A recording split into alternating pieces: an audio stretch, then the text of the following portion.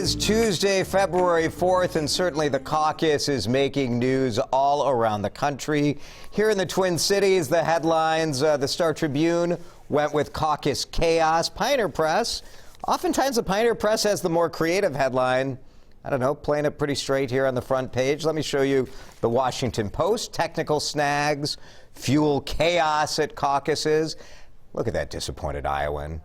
New York Post doesn't disappoint. Des Moines.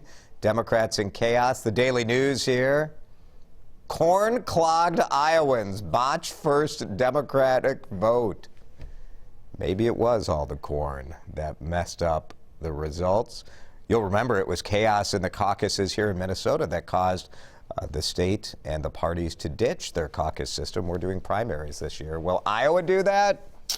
I doubt it, but we'll see. City of Minneapolis is shutting down a mushroom farm, saying it's not allowed to be in the industrial building that it's in, even though it's been there for 5 years.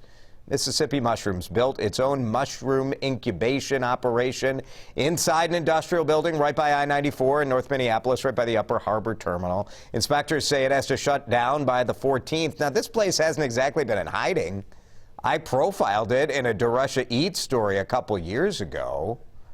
The city now coming and saying this building is not zoned for urban farming. Plus, there are fire code violations. The owner of Mississippi Mushrooms says they're probably going to lose about $50,000 in inventory. They'll have to sell all their equipment and get out.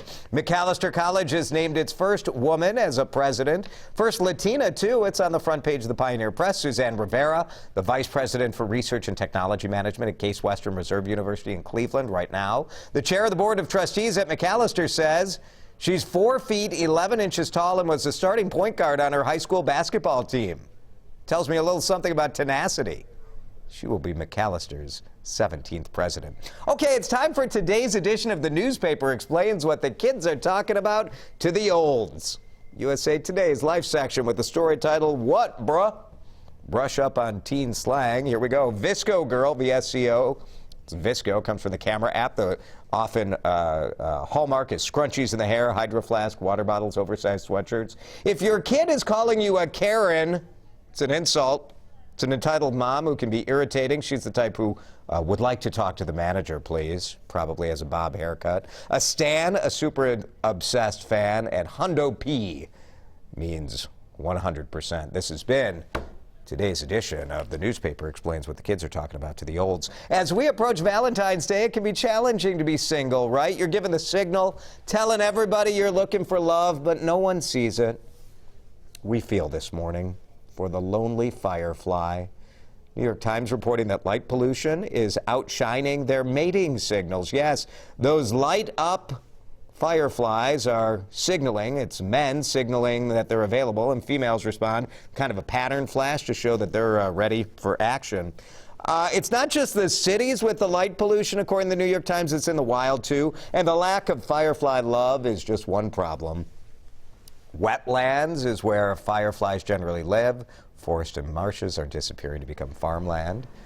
I think a lot of people have this problem on Tinder and Bumble, Jason. You know? Just can't find the light. Guess not seeing the signal. No. Yeah, sad to hear. If only this could happen to mosquitoes. Yeah. Is there a newspaper word they can teach us that describes this phenomenon in teen slang? I'm sure that they could come up with one. I know. I just keep thinking of the poor Karens out there that are actually named Karen. That's right. I mean, they don't really have a chance, I feel like. We have a friend that our kids say her name is Karen, but they say she's not a Karen. Okay. Well, that's good. All right. Jason, thank you.